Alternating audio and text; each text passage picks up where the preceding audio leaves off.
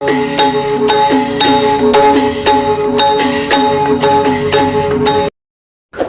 งส่งพี่น้องใต้แผ่นดินเดียวค่ะมาหอบงากันตั้งค่าสนุนทางวันหนึ่งค่ะค่ะวันที่5 เดือนธันวาคม21ค่ะปีได้21ปัก15 นีวันในวันศุกร์เนาะข่าวยาม5:25 นาทีค่ะในเมืองสิงห์ไทยมาหอบงากันตั้งค่าสนุนทางวันหนึ่งค่ะเอาค่ะวันในก็เต็มมีอยู่3 หัวข้อข่าวมาอันนี้พี่น้องผู้บรรยายค่ะพอเลยถ่อมได้ยินก่อนซ้ำกันแต่ค่ะข้อข่าวที่1นางเมืองนอกเมืองสืบสารคัดลองซึกมันซิมอาณาจึงเมืองห้าวแห้งๆในเย่าหัวข้อข่าวที่2ปอมเมกวนเมืองเวียงรายค่ะสื่อโคแหล่ข่าวสารซอยแถมตีตับซึกจึงใดRCSA หัวข้อข่าวที่3ลูกอ่อนเก็บเรียนหมักเก่าแหล่หมักกึ่งกลางแตกเตอร์ซับตาย1ก็หมัดเจ็บ2ก็เอาค่ะเนาะพี่น้องค่ะมาโดยช่อง YouTube ค่ะจะอย่าลืมก็อย่าลืมกดติดตามใบปันค่ะยาวกดปันได้หิ่งทางกำหนึ่งพี่น้องแต่ค่ะพอได้ขึ้นตันข่าวออนต่างเปิดมารายการพดต่างข่าวค่ะเอาค่ะมาโดยหัวข้อข่าวที่1ออนต่างสุดนะฮะเนาะข่าวลองซึกมันซิมอาณาจึงเมืองปอกกำไหนอัมบาติเบนพี่น้องในเมืองห่มตุ่มกอลีนอกเมืองก็อย่าจากกว่าเจอไหนอ่ำพันดีจำลองซึกมันซิมอาณาปอกกำไหนว่าไหนค่ะว่าเสียซึกมันซิมอาณาจึงเมืองรวยอ่ำจอมเตี้ยยาวหลายๆซุ่มหลายๆไผ่ออกฤทธิ์ปืนเผาสารคัดห่าวแห้งๆเสียมกาก้นเมืองในเมืองนอกเมืองก็อ่อนกันต้องโตต้องตื่นในกลางเจอสารคัดลองซึกมันซิมอาณาอยู่ในยาวเมื่อในวันที่5 เดือนธันวาคม21ค่ะเดือนกำลองเก่าคำปีได้21:15 นีสื่อข่าวออกในไว้ว่าจุ้มของ4ผ่ายห่มลมจะจึงลุ่มผ้าUNSC ออกลิกปุ่นเผาตึกซ้อนหาซึกมันปล่อยปันขึ้นออกซันสุกีแลจำจึงอุวินมินหอมปาตังก้นเหตุการณ์เมืองแทงหลายๆก็อันติงับไว้เจอนั่นบานไหนจุ้มของ4ผ่ายห่มลมจะจึงลมผ้า UNSC ในผู้เขาจุ้มมีอยู่15 เมืองเสนั่นปาเมืองเขและเมืองรัชชาไหนยาวเกี่ยวไปเต้นจนจึงเมืองอเมริกันก็ลัดว่าอาณาจึงเมืองอันซึกมันซิมไว้นั่นนางเฮือปอเตขึ้นปันลงปองจึงอันก้นเมืองเลือกตั้งนั่นเมืองอเมริกันตั้งเมืองอ้อยดีเขาอะไรห่มกันเฮ็ดสร้างอยู่เสอยู่ที่เมืองอเมริกันก็เตปิกอึดปลายหมักมีตับซึกมันแหล่พวนโหซึกมันกว่าในเย่าภายตั้งคอมมานีเพชรบุกกอโหว่าก้นเมืองห่มตุ้มเมืองมันไหลหอบตั้งหยับผึดนักการใจทึกเพชรพวกไว้อยู่ย้อนบ่าห้องการไผ่เต้าส่งแลติดต่อกับสืบเลยสั่งปิกอึด8การใจทึกเพชรพวกตีในเมืองห่มตุ้มมาลอยลองตั้งบ่านางฮือปอเตกุ้มทิ้งลองปืนเผาขาปอมขาพังในอยู่เกี่ยวเลยลองได้เสผู้คันปากคอมเมดี้เพชรบุ๊กก็เลยออกลิกตึกซ้อนเหอจุ้มซึกมันอันซิมอาณาปวดปันขึ้นหนังหือคนเมืองกูก็ป้อเตไล5 ผู้ข่าวเงาอันคือตันนั่นในเย้าภายส้มตุ้มกูเมืองปาตีนกยุงอันฮอตเพียอยู่ดีกริยาจานก็เลยกว่าฮอตถึงตีสภากริยาจานเสียต่างถึงแลย้อนตั้งใจแถมตีเมืองกริยาจานตีมีผู้แทนสภากริยาจาน50 ปลายโฮมกันเอาเล็กปืนผ่าว่าตื่นสารคัดลองซึกมันซิมอาณาห้าวแห้งๆแหละอำพันดีจำบานไหนผู้แทนพังปาตีนกยุงหมอก70 ก่ออันฮอตแผวตีเมืองในปีต่อตาจัดเฮ็ดปังกรมสภาอ่อนนาดซึกมันไปซิมอาณาในก่อเป็กซัมบาถูกซึกมันและปริมันได้ข่าวปอกขึ้นเฮินผักมันเสตาก่ออ่ำย้ำปอกเสเมื่อวานในยังอ่อนกันห้องปังกรมสภาเสจัดเฮ็ดปังกรมสภาเหมือนเก่าว่าไหนเมื่อวันที่4 เดือนธันวาคม21ในก่อว่าเสซึกมันซิมอาณาจึงเมืองยาวมีก้นหมอกเศร้าก็ออกมาในกลางใจเนื้อเส้นตั้งเป็นปอกอ่อนตั้งสุดตีเติงตาเหลือแลแต่เอาเมื่อวานในถึงบ้านเหมือนในก่อมังเจเบียงในเติงแหละเจเมืองในก่อไล่อ่อนกันออกมาในกลางใจ เนื้อเส้นตั้งอยู่ผู้หับทำกันที่จันจอมก็เรียกไล่พายปิงหยาผู้หับท่ามักเนื้อห้องการภายผูกซ้อมแหล่เล่งหลูโตซัดเจอในก่อแลหันเขา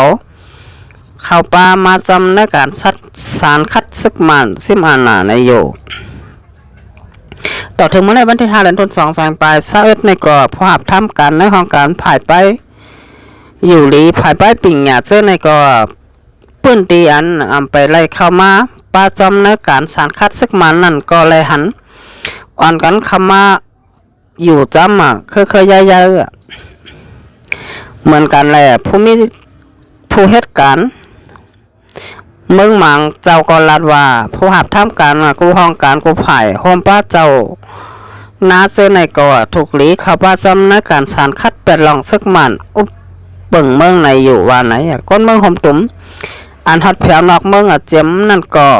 ยังตึก10 อ่อนกันในกลางใจอยู่ตีเมืองแล้วเมืองนั่นไว้อยู่ว่าไหน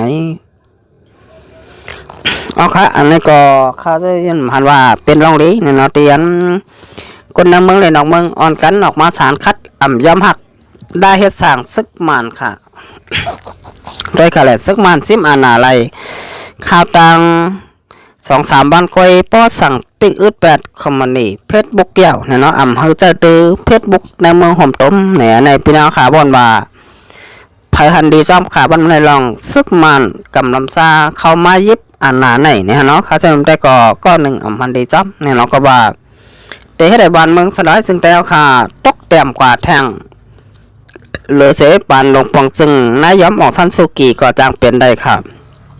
กำนันคนเมืองมีส่วนรอดแล้วมีส่วนทางห่างเนาะกับนั้นเดี๋ยวไล่อ่อนกันสารคัดหาวแห้งบาดจะเป็นคนในเมืองนอกเมืองจากกว่าเจ้าไหนค่ะอย่าปันแห้งตับซึกมันดาราค่ะวันมาไหนเอาค่ะจะเป็นนะครับมาด้วยทางข่าวที่2เนาะพวกไม่คนเมืองเบียงไรค่ะซื้อโคเลยข่าวสารจะแถมปันตับซึกสึงใจเสียดัดหนังฮือเป็นการกั้มจ่อยหน้าหานได้ซึกหันในเสียพวกไม่คนเมืองเอาซื้อโคเลยข่าวสารตั้งนำจะแถมบันทีตับซึกสึงใจเสียดัด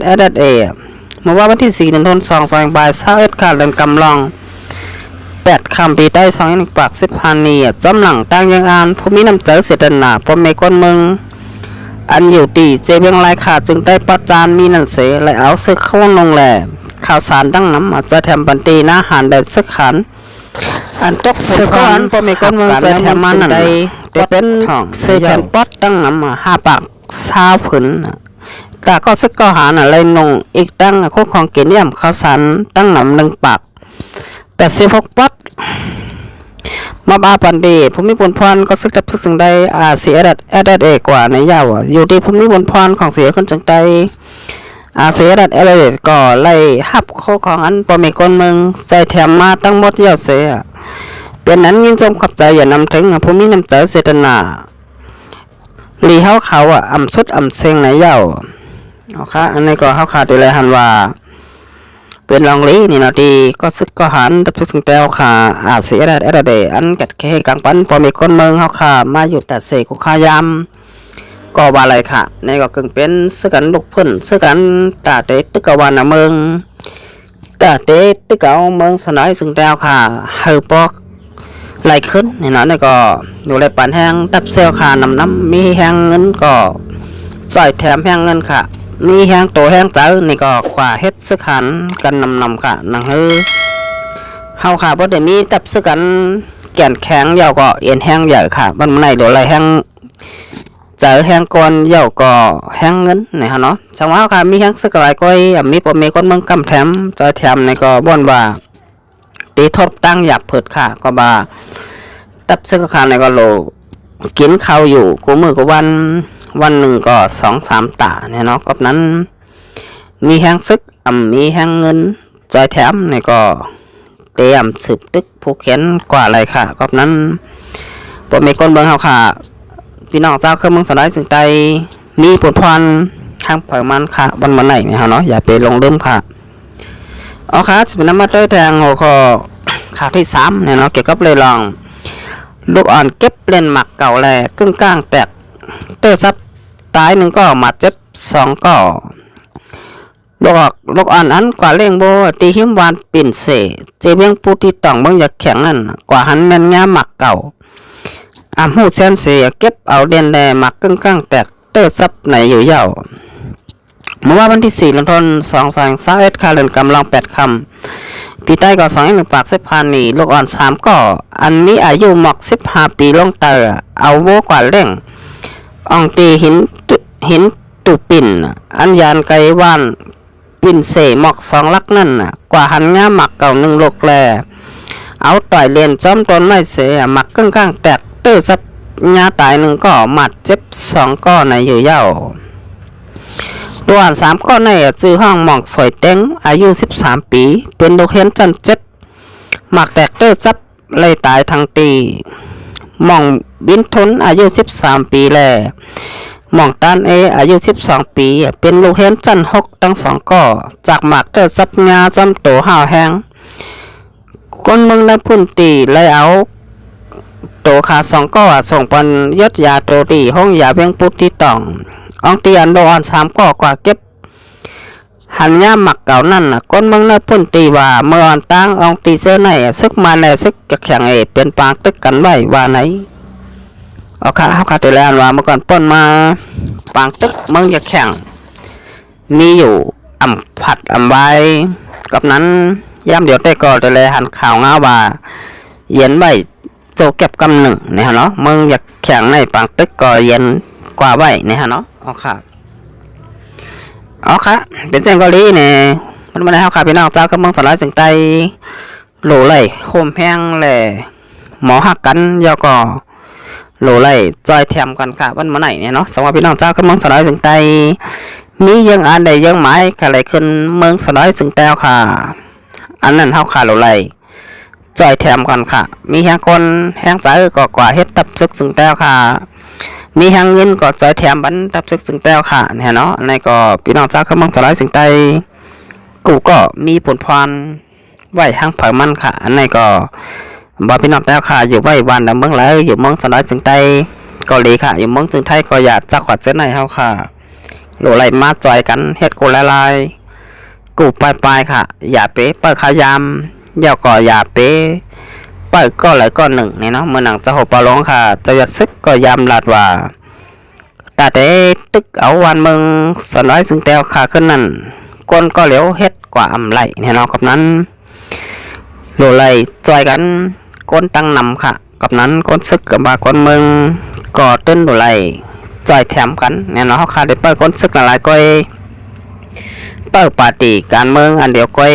อันนี้ก็ได้เป็นความไหลเนี่ยเนาะกับนั้นเขาค่ะโหลไหลจอยกันค่ะวันนี้บาก้นเมืองบาก้นซึกบาปาร์ตี้การเมืองเฮาค่ะโหลไหลมาใจเย่าก่อโหลไหลมาโฮมหอมให้ป๊อปเป็นอันหนึ่งอันเดียวกันอะไรค่ะเอาค่ะแล้ววันนี้ก็ข่าวใส่ลมเดี๋ยวย้อนขึ้นตัวไว้ที่ไหนก่อนค่ะต้องพี่น้องค่ะถูกใจข่าวค่ะใส่ลมนะครับใจกันกดแชร์กดไลค์เย่าก่อกดปุ่นแผ่ปันนำค่ะนะครับพี่น้องเจ้าก็มึงจะได้สิ่งแต้วค่ะเตียนส่งถ่อมข่าวกันบ้านการเมืองกูวานกูเมืองโปเตไลถ่อมไลยินกันก่อนนำค่ะเอาค่ะวันนี้ก็มาส่งค่ะ